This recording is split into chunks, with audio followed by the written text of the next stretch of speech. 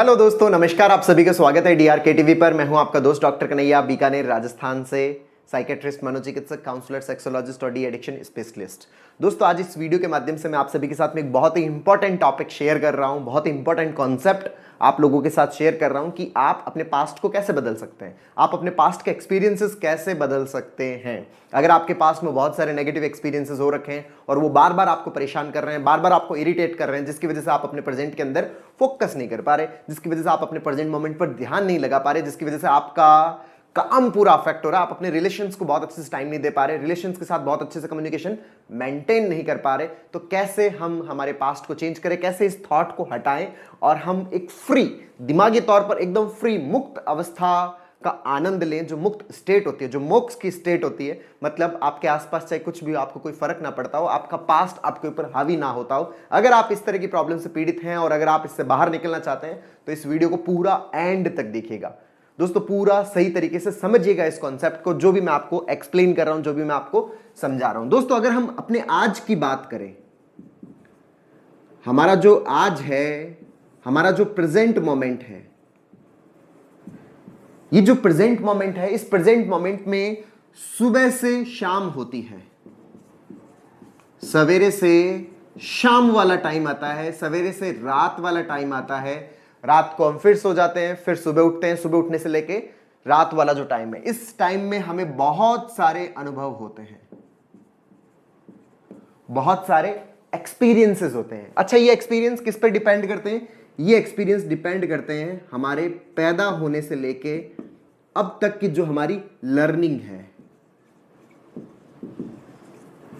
पैदा होने से लेके आज तक हमारी जितनी भी लर्निंग है, जितना कुछ भी हमने सीखा है, सही सीखा है, गलत सीखा है, पॉजिटिव सीखा है, नेगेटिव सीखा है, जो कुछ भी हमने सीखा है, ये जो सीखा हुआ होता है, ये जो हमारा एक्सपीरियंस है, जो हमारा अनुभव है पास्ट का, या जो हमारी लर्निंग है, इसी लर्निंग को अगर सामान्य भाषा में बताएं तो इसी को संस्कार बोलते हैं। जो भी हमारे संस्कार है, जो हमें परिवार से मिले, जो हमारी फैमिली से मिले, जो हमारे पेरेंट्स से मिले, जो हमें एजुकेशन, जो एनवायरनमेंट से मिले, जो हमारे पर्सनल एक्सपीरियंसेस से मिले, ये जितनी भी एनवायरनमेंट से हमारी जो लर्निंग हुई, कुछ हमने अपनी तरफ से सीखा, कुछ वातावरण ने हमको सिखा दिया, और मैक्सिमम 90% तो वातावरण ने ही हमें सिखा दिया। हमने हमारी कॉन्शियस से बहुत कम लर्निंग की है, बाकी तो हमें सिखा दिया गया है। ये जितनी भी सीखी हुई चीजें हैं, जितना भी अनुभव है, ये अनुभव हमारे वर्तमान को गाइड करता है।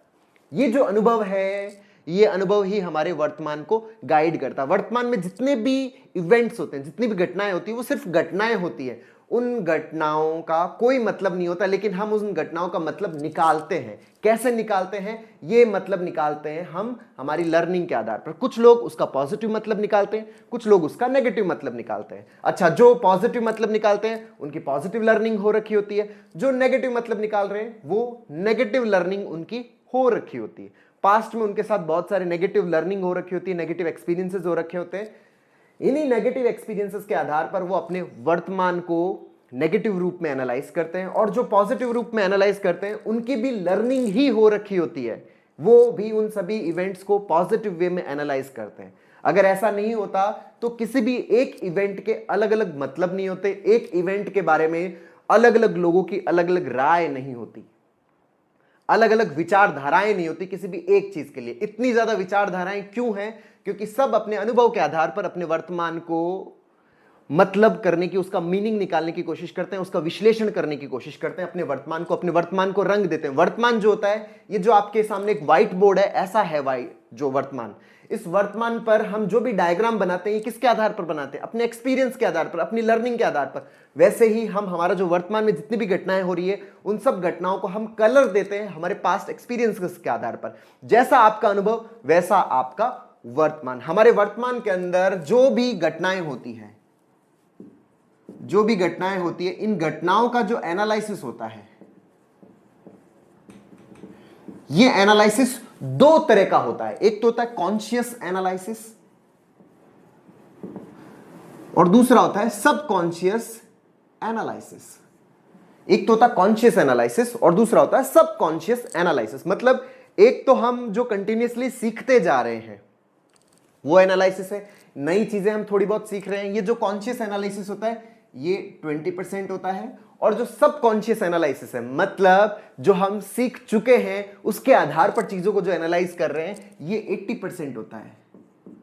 जैसे आप कार चलाते हो तो कार में जो शुरुआती जो आपका सीखने का जो प्रोसेस होता है वो होता है आपका कॉन्शियस लर्निंग, लेकिन अगर आप 4-6 महीने अगर आप प्रॉपर तरीके से प्रैक्टिस करते हो तो उस प्रैक्टिस के बाद में आप कार चलाना सीख जाते हो। तो आपको अब आप कहीं पर भी गाड़ी चला रहे हो तो आपको ये सोचना नहीं पड़ता कि मुझे गियर लगाना है, मुझे क्लच दबाना है, मुझे गियर चेंज करना है, मुझे स्टीयरिंग घुमानी है। आप सड़क पे चल रहे होते हो, बस आप सड़क के ऊपर जो चीजें इधर उधर देख रहे होते हो उनको एनालाइज कर रहे होते हो। आपका सबकॉन्शियस एनालिसिस अपने आप चल रहा होता है कि कब ब्रेक लगाना है, कब रेस लगाना है, कब क्लच दबाना है, कब गियर चेंज करना है, कब स्टीयरिंग घुमाना है। ये जो सारा पार्ट चल रहा होता है ये हमारा सबकॉन्शियस एनालिसिस होता है। ये सबकॉन्शियस एनालिसिस किस पे डिपेंड करता है? ये हमारे पास्ट की लर्निंग पे डिपेंड करता है।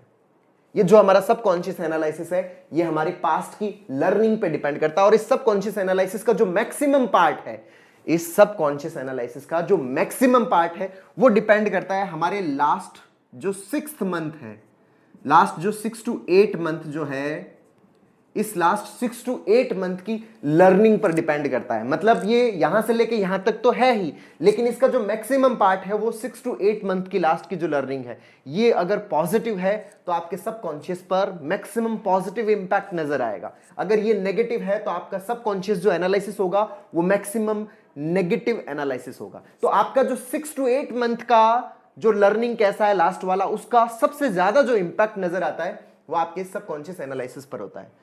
हमारा जो वर्तमान है उसमें मैक्सिमम पार्ट किसका है? सबकॉन्शियस का है। मान लो लास्ट 6 to 8 मंथ के अंदर आपका जो एनालिसिस है वो बहुत ज्यादा नेगेटिव रहा है, तो आपको वर्तमान ज्यादातर आपको नेगेटिव ही नजर आएगा, और उस नेगेटिव के चक्कर में आपकी जो कॉन्शियस लर्निंग हो रही है ना, ये कॉन्शियस लर्निंग भी क्या होती जा रही है? नेगेटिव होती जा रही है। नहीं, चीजें नेगेटिव ही है, देखो उसने गड़बड़ कर दिया, देखो उसने मेरा जीना हराम कर दिया, देखो उसने मेरा नुकसान कर दिया, वो हर बार मेरे शिकायतें करता रहता है, सब लोग मेरे पीछे पड़े हुए हैं, सब लोग खराब हैं, सब लोग गंदे हैं। इस तरह की जो कॉन्शियस लर्निंग है ये भी हमारे दिमाग में कंटिन्यूअस जाने लग जाती है।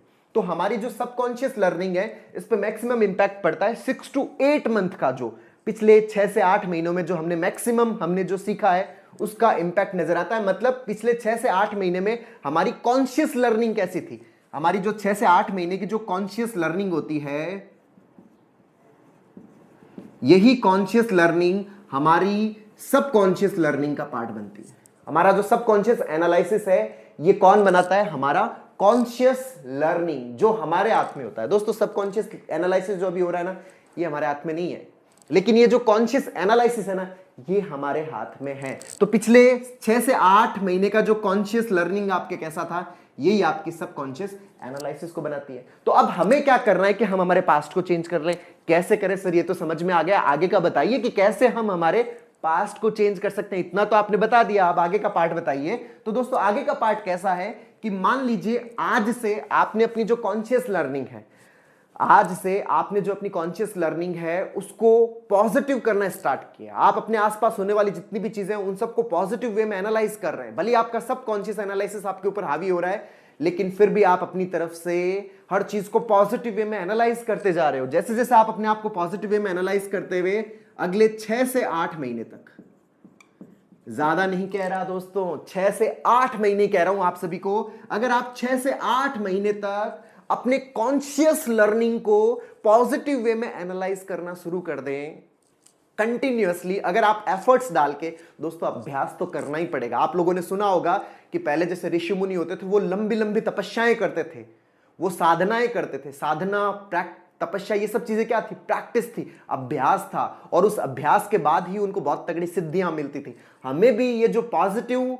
सबकॉन्शियस एनालिसिस की जो सिद्धि मिलेगी, ये जो वरदान मिलेगा, ये वरदान हमें तभी मिलेगा जब हम प्रैक्टिस करेंगे। अगर आप 6 से 8 महीने तक लगातार आपके आसपास होने वाले जितने भी इवेंट्स हैं उनको पॉजिटिव वे में एनालाइज करते चले जाओ, तो ये 6 से 8 महीने वाला जो है आपका, जो कल आप, मतलब भविष्य में जो आप होंगे और भविष्य में आप जो एनालाइज करोगे, उस एनालिसिस के अंदर जो कॉन्शियस और जो आपका सबकॉन्शियस एनालिसिस है, एक तो आपका कॉन्शियस एनालिसिस है और एक आपका सबकॉन्शियस एनालिसिस है। इस सबकॉन्शियस एनालिसिस ये आपका 80% है और ये आपका 20% है। ये जो 80% है, ये 80% अब किस पे डिपेंड करेगा? ये जो आपके अपकमिंग जो 6 से 8 महीने की जो आपकी लर्निंग है, जो आने वाला जो 6 से 8 महीने का जो टाइम है, इसके ऊपर डिपेंड करेगा कि आपकी ये आने वाले समय में जो आपकी सबकॉन्शियस एनालिसिस है ये कैसा होगा। आपने अगले 6 से 8 महीने किस तरह का प्रैक्टिस कर लिया, किस तरह का अभ्यास कर लिया, इसके ऊपर डिपेंड करेगा कि आपकी ये सबकॉन्शियस एनालिसिस कैसा हो। अगर आपने 6 से 8 महीने पॉजिटिव वे में एनालाइज कर लिया, पॉजिटिव वे में हर चीज को आपने देखना शुरू किया, अपनी तरफ से प्रैक्टिस करना स्टार्ट किया, सीबीटी का प्रॉपर प्रैक्टिस स्टार्ट किया, तो 6 से 8 महीने बाद जो आप होंगे उसका जो सबकॉन्शियस एनालिसिस है उसका मैक्सिमम पार्ट क्या होगा? पॉजिटिव होगा। और अगर ये मैक्सिमम पार्ट पॉजिटिव है तो आपका जो कॉन्शियस एनालिसिस है ये भी क्या चलता रहेगा? पॉजिटिव चलता रहेगा। मतलब आप एक पॉजिटिव एटीट्यूड वाले पर्सन बन जाएंगे। अब आप यहां पर मान लीजिए 6 से 8 महीने बाद में एक पॉजिटिव एटीट्यूड वाले पर्सन बन गए। अब जब आप पॉजिटिव एटीट्यूड वाले पर्सन बन गए, मतलब जो हर घटना को पॉजिटिव वे में एनालाइज कर रहा है, तो आप अपने पास्ट का जो है, अब आप अपने पास्ट के जो एक्सपीरियंसेस है, जो आपको खराब लगते थे, उन सारे खराब एक्सपीरियंसेस को रिकॉल करते हुए उनको करेक्ट कर सकते हो। क्यों? क्योंकि आपके अंदर जो प्रोसेसर लग चुका है, सबकॉन्शियस माइंड वाला जो प्रोसेसर लग चुका है, जो ऑटोमेटिक काम करने वाला प्रोसेसर जो लग चुका है, वो पॉजिटिव लग चुका है। जैसे हमने एग्जाम देते हैं, हम लोग जो एग्जाम देते हैं, मान लो उसमें पहला क्वेश्चन नहीं आ रहा, उसमें दूसरा क्वेश्चन नहीं आ रहा, उसमें तीसरा क्वेश्चन नहीं आ रहा, उसमें चौथा क्वेश्चन नहीं आ रहा, लेकिन अगर 5वां, 6ठा, 7वां क्वेश्चन हमें आ जाए तो कई बार ऑटोमेटिकली क्लिक हो जाता है कि पहला क्वेश्चन कैसे होगा। तो हम पहले क्वेश्चन का भी आंसर लिख देते हैं, दूसरे का भी आंसर लिख देते हैं, तीसरे का भी लिख देते हैं, चौथे का भी लिख देते हैं। क्यों? क्योंकि जो 5वां, 6ठा, 7वां जो क्वेश्चन है वो हमारे मोटिवेशन को भी बूस्ट करता है, हमारी लर्निंग को भी इंप्रूव करता है। कई बार कुछ कॉन्सेप्ट जो होते हैं हमारी लाइफ के इस टाइम हमें समझ में नहीं आए हुए होते, वो आगे वाले पार्ट में हमें समझ में आ जाते हैं। जब आगे समझ में आ गए तो उस समझ को हमारे पास्ट के ऊपर ले जाया जा सकता है, उन चीजों को हमारे पास्ट के अंदर ले जाया जा सकता है। दोस्तों, जितने भी बड़े लोग हुए हैं उन्होंने अपने सबकॉन्शियस को पॉजिटिव वे में ट्रेंड किया और उस ट्रेनिंग के बाद उन्होंने अपने पास्ट एक्सपीरियंसेस को करेक्ट किया। जितने भी बड़े लोग हैं वो हमेशा यही कहते थे कि भाई हमें तो हमारे बचपन में कुछ नेगेटिव हुआ ही नहीं, हमने तो सब कुछ सीखा, वो सारे हमारे अच्छे अनुभव थे जिन्होंने हमें मजबूत बनाया। ये उन्होंने अपने सबकॉन्शियस को ट्रेंड कर लिया। एक बार जब ये ट्रेनिंग हो जाती है तो आप अपने पास्ट को भी बहुत आसानी से करेक्ट कर सकते हो। तो दोस्तों, आप अपने वर्तमान पर ध्यान देना शुरू करें। वर्तमान के बाद आप 6 से 8 महीने प्रॉपर तरीके से प्रैक्टिस कर लीजिए। जब आपका सबकॉन्शियस का मैक्सिमम पार्ट अगर आपका पॉजिटिव हो जाता है तो आप अपने अतीत को भी सही वे में एनालाइज कर सकते हैं, अपने अतीत के अनुभवों का भी सही तरीके से एनालिसिस करते हुए अपनी अतीत की मेमोरीज को करेक्ट कर सकते हैं। एक बार अगर आपकी अतीत की मेमोरीज करेक्ट हो गई फिर तो जीवन इतना ब्लिसफुल लगेगा, ये चीजें कभी भी आपके ऊपर हावी नहीं होगी, ये चीजें बार बार आपके ऊपर हावी नहीं होगी। लेकिन हमें इसके लिए अभ्यास करना पड़ेगा, इसके लिए प्रैक्टिस करना पड़ेगा। यही जो प्रॉपर प्रैक्टिस है ये हमें ठीक करेगी। अगर आप सीबीटी की प्रॉपर तरीके से प्रैक्टिस करते हैं तो आप इस चीज से पूरी तरीके से बाहर आ सकते हैं। तो दोस्तों, उम्मीद करता हूं आपको ये वीडियो पसंद आया होगा। नीचे कमेंट बॉक्स में लिखकर जरूर बताइएगा। और अब तक यदि आपने मेरे यूट्यूब चैनल DRKTV को सब्सक्राइब नहीं किया तो प्लीज उसे सब्सक्राइब करें ताकि मेरे नए वीडियो का नोटिफिकेशन आप तक सबसे पहले पहुंचे। बहुत बहुत धन्यवाद दोस्तों। जय हिंद, जय भारत।